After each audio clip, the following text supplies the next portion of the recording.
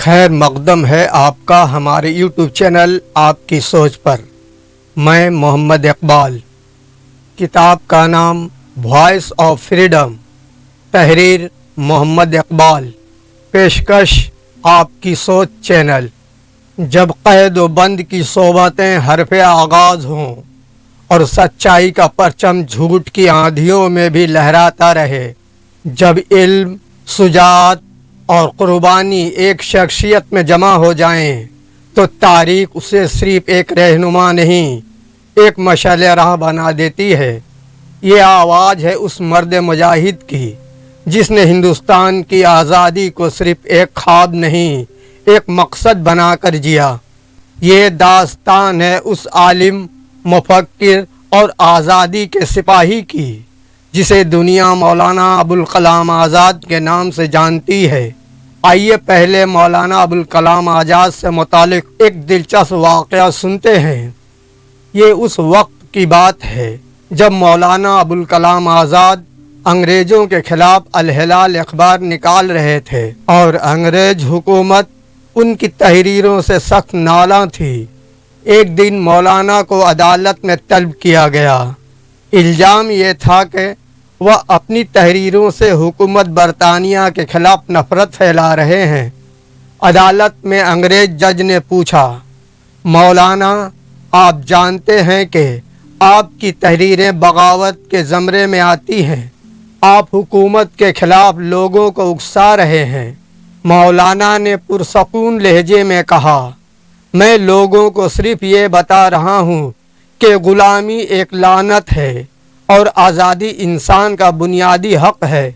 اگر یہ بغاوت ہے تو میں یہ جرم بار بار کروں گا۔ جج نے طنزیہ انداز میں پوچھا، تو آپ کیا چاہتے ہیں کہ ہم آپ کو انعام دیں؟ مولانا آزاد نے مسکرا کر کہا، جی ہاں، اگر آپ کو سچ بولنے والوں کو انعام دینے کا شعور ہے تو ضرور۔ یہ سن کر کمرۂ عدالت میں خاموشی چھا گئی اور انگریز جج کو کوئی جواب نہ سوجھا۔ مولانا کو قید کی سزا سنائی گئی مگر ان کا چہرہ فخر اور اطمینان سے چمک رہا تھا۔ انہوں نے جیل کو بھی علم و شعور کی یونیورسٹی بنا دیا۔ یہ واقعہ مولانا آزاد کی سچائی، بے خوفی اور زبان کی تیزی کو ظاہر کرتا ہے۔ انہوں نے ظلم کے سامنے کبھی سر نہیں جھکایا، چاہے اس کی قیمت قید ہو یا جلاوطنی۔ مولانا ابوالکلام آزاد کا اصل نام مولوی سید احمد تھا اور پورا نام مولانا سید ابوالکلام محی الدین احمد آزاد تھا۔ انہوں نے قلمی نام ابوالکلام آزاد اختیار کیا جو ان کا مقبول نام بن گیا۔ ان کی پیدائش 11 نومبر 1888 عیسوی کو مکہ مکرمہ میں ہوئی، جہاں ان کے والد اپنے خاندان کے ساتھ قیام پذیر تھے۔ ان کے والد کا نام مولانا محمد خیر الدین بن احمد الحسینی تھا، جو ایک بنگالی مسلمان روحانی پیشوا، عالم دین اور نقشبندی سلسلے کے بزرگ تھے۔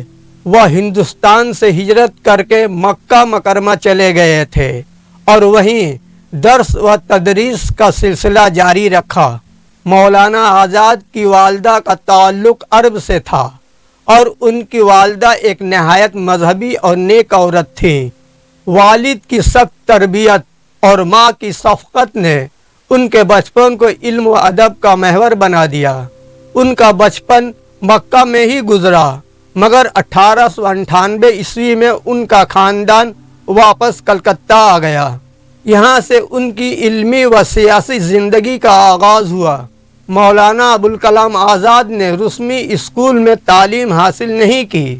انہوں نے گھر پر ہی عربی، فارسی، اردو، فقہ، تفسیر، حدیث، منطق، فلسفہ اور ریاضی کی تعلیم حاصل کی۔ ان کے اساتذہ میں ان کے والد اور دوسرے مشہور علماء شامل تھے۔ محض 12 سال کی عمر میں وہ فقہ اور فلسفہ پر بحث کرنے لگے تھے اور 15 برس کی عمر میں وہ صحافت میں قدم رکھ چکے تھے۔ وہ نہ صرف مشرقی علوم بلکہ مغربی فلسفے اور سیاست سے بھی واقف تھے۔ انگریزی زبان بھی انہوں نے خود سیکھی تھی۔ مولانا ابوالکلام آزاد کی شادی محض 13 سال کی عمر میں ہوئی۔ ان کی اہلیہ کا نام زیادہ معروف نہیں، لیکن وہ بھی ایک مذہبی خاندان سے تعلق رکھتی تھیں۔ مولانا آزاد کے کوئی اولاد نہیں تھی۔ ان کی زندگی زیادہ تر علم، صحافت، تحریک آزادی اور سیاسی سرگرمیوں میں گزری۔ آج ان کی کوئی اولاد یا نواسے موجود نہیں، کیونکہ وہ بے اولاد تھے۔ تاہم ان کے نظریات، کتابیں اور خیالات آج بھی نسل در نسل منتقل ہو رہے ہیں۔ مولانا آزاد نے الہلال اور البلاغ نامی اخبارات کے ذریعے انگریزوں کے خلاف شدید احتجاج کیا۔ ان کی صحافت میں بے باکی، دلائل اور علمی گرفت نے انگریز حکومت کو ہلا کر رکھ دیا تھا۔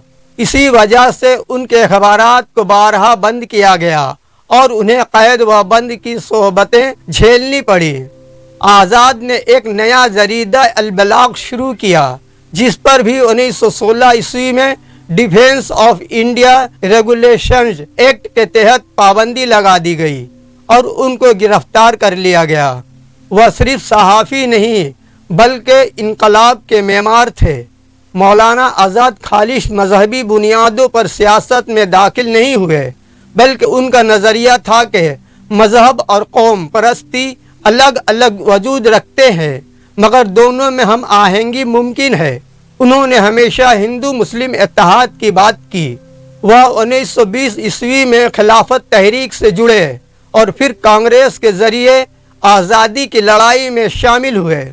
انہوں نے 1940 عیسوی سے 1945 عیسوی تک کانگریس کے صدر کے طور پر خدمت انجام دی۔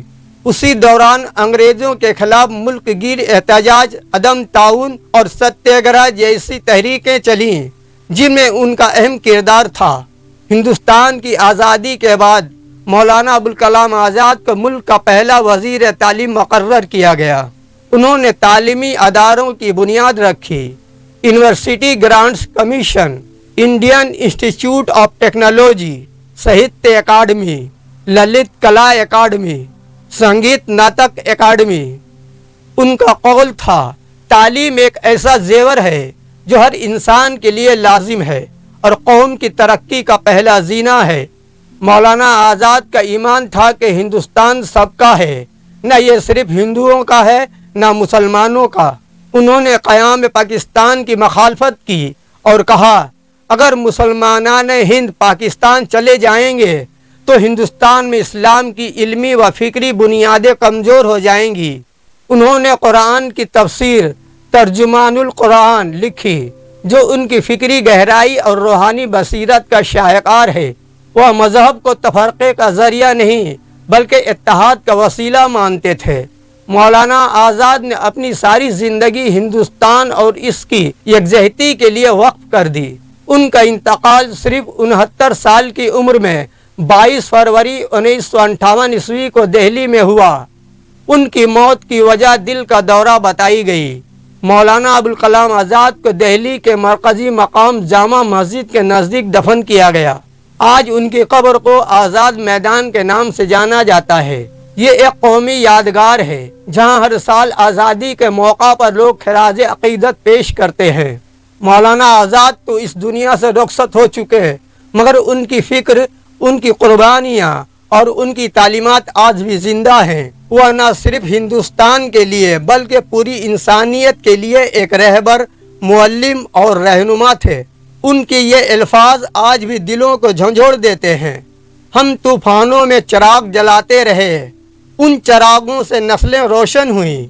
یہ صرف ایک سوانح نہیں تھی، یہ ایک روشنی کا سفر تھا۔ یہ ایک مرد آزاد کی آواز تھی جو وقت کی زنجیروں کو توڑ کر آنے والی نسلوں کو یہ پیغام دیتی ہے، علم، اخلاص، اتحاد اور قربانی، یہی آزادی کا راستہ ہے۔ ایسے ہی معلوماتی و ادبی آڈیو بک کے لیے چینل کو سبسکرائب لازمی کریں، ویڈیو کو لائک و شیئر کریں۔ ملتے ہیں اگلی آڈیو بک کے ساتھ۔ آداب۔